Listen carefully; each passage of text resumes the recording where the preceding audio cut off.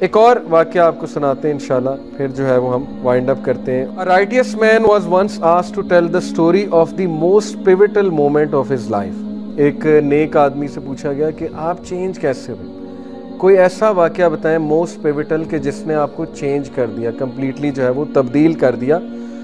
He started to think and then he said, his answer was, when I was a young man I would not hesitate to perpetrate any sin that was made available to me۔ انہوں نے کہا کہ جب میں ایک نوجوان تھا تو جو گناہ کی مجھے اپرچونٹی ملتی تھی میں کر بیٹھتا تھا، یعنی میرے میں کوئی شرم نہیں تھی۔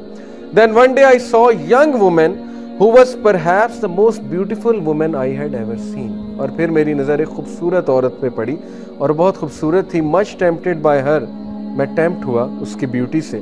I indicated to her that I wanted her to approach me۔ ظاہر ہے کہ انہوں نے بدکاری کرنے کی انٹینشن شو کی۔ She seemed nervous but I thought that she would probably agree to satisfy my sexual desires for money۔ انہوں نے کہا کہ مجھے لگا کہ پیسہ لگاؤں گا تو یہ معاملہ ہو جائے گا۔ She approached me with what seemed to be a great deal of trepidation یعنی fear and when she actually stood before me she looked extremely terrified۔ کہ جب وہ عورت میرے سامنے آئی تو وہ کانپ رہی تھی اور بہت زیادہ کانپ رہی تھی۔ تو میں نے اس سے پوچھا کہ ایسی کیا بات ہے کہ تم کانپنے لگ گئی؟ تو اس نے کہا کہ by Allah O my brother یا اخی واللہ never before this day have I offered my body in this way۔ اس نے کہا کہ میں نے آج تک ایسی کوئی حرکت نہیں کی کہ میں نے اپنی باڈی آفر کر دی ہے۔ Dire needs it what has driven me to this۔ یہ بہت ہی ڈائر نیڈ ہے جس کی وجہ سے مجھے یہ معاملہ کرنا پڑ رہا ہے۔ For I have 3 daughters، میری 3 بیٹیاں ہیں۔ Who have not eaten a single morsel of food for 3 days now، اور انہوں نے 3 دن سے کھانا نہیں کھایا ہے۔ It was pity for them that brought me to this lowest point in my life۔ اس عورت نے اپنی مجبوری بیان کی۔ اب یہ جو شخص تھے یہ دل کے اچھے تھے، گناہ کی تمنا تھی لیکن دل کے اچھے تھے۔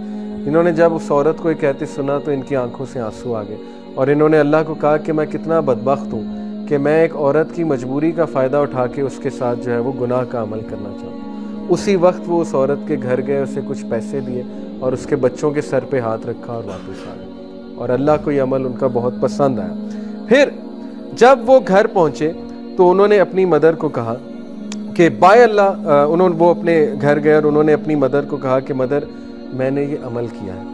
تو مدر ان کی بڑی عقل مند تھیں اور ظاہر ہے مدر کو پتہ تھا یہ گناہ بہت کرتا ہے، تو مدر نے ایک کام کیا ہوا تھا۔ مدر نے کہا کہ میں نے تیرے لیے نا ایک بک بنائی ہوئی ہے، اس بک میں تیرے سارے ایول ڈیڈز ہیں۔ تو وہ بڑا حیران ہوئے کہ اچھا آپ میرے ایول ڈیڈز نوٹ کرتی ہیں؟ تو انہوں نے کہا جاؤ وہ بک کھولو، لیکن اس بک میں جا کر یہ اپنا ایک اچھا عمل لکھاؤ۔ تو اچھی بات ہے، تمہیں کانفیڈنس ملے گا، ریکارڈ میں آ جائے گا، جاؤ یہ اچھا عمل وہاں جا کے لکھاؤ، لیکن اس بک کو کھول کے ضرور دیکھنا۔ جب وہ آئے تو بک کو کھول کر دیکھا تو بک ساری خالی تھی سوائے پہلے پیج کے جس پہ لکھا ہوا تھا قرآن کی یہ آیا ان الحسنات یذہبن السیئات verily the good deeds remove all the evil deeds. کتنی عقل مند عورت تھی، یعنی اس نے اپنے بیٹے کو لیسن دیا کہ تمہاری جو بک آف ایول ڈیڈز ہے وہ خالی ہے تمہارے اس ایک نیک عمل کی وجہ سے۔ تمہارا ایک نیک عمل نے تمہارے سارے اعمال جو ہے وہ ختم کر دی، سارے برے عمل۔ دیکھیں دس از کالڈ ایکسپیرینشیل لرننگ، کہ اس نے کتاب کے تھرو سکھایا اپنے بیٹے کو۔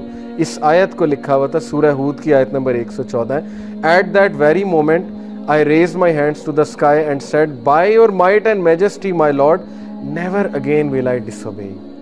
تو یہ ان کے لیے پیوٹل ترین مومنٹ تھا، کس طرح ایک عورت کے تھرو وہ دین کی طرف آئے۔ اس عورت کے الفاظ نے انہیں ہٹ کیا، اور ظاہر ہے کہ ایسا ہٹ کیا کہ والدہ کو آ کر بتایا، والدہ بھی آگے سے عقل مند ترین خاتون تھی، اور اس کے بعد جب انہوں نے آیت دیکھی رونے لگے اور پھر اللہ کو کہا کہ اللہ بس آج کے بعد جو ہے میں تمام گناہوں کی توبہ کرتا ہوں اور آج کے بعد میں کوئی گناہ نہیں کروں۔ تو یہ بہت سے واقعات ہیں، ٹائم الاؤ نہیں کرتا۔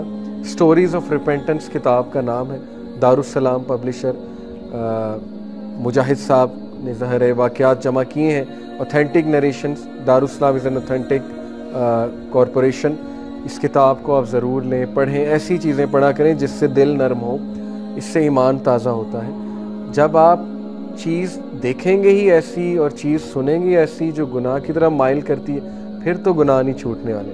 جب آپ بیٹھتے ہی ایسے لوگوں میں ہیں جو دن رات گناہوں میں ملوث ہیں، پھر تو گناہ نہیں چھوٹنے والے، سیدھی سی بات۔ اس لیے ایسی چیزوں کے ساتھ اپنے آپ کو اٹیچ کریں۔ میں نے آپ کو ریسورسز بتا دی ہیں، بہت آسان ہے، اللہ تعالیٰ ہمیں ہدایت دے اور اللہ تعالیٰ ہمارے گناہوں کو معاف فرمائے.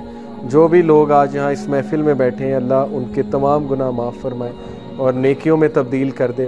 سبحانک اللہم و بحمدک اشہد ان لا الہ الا انت استغفرک و اتوب الیک. والسلام علیکم ورحمۃ اللہ.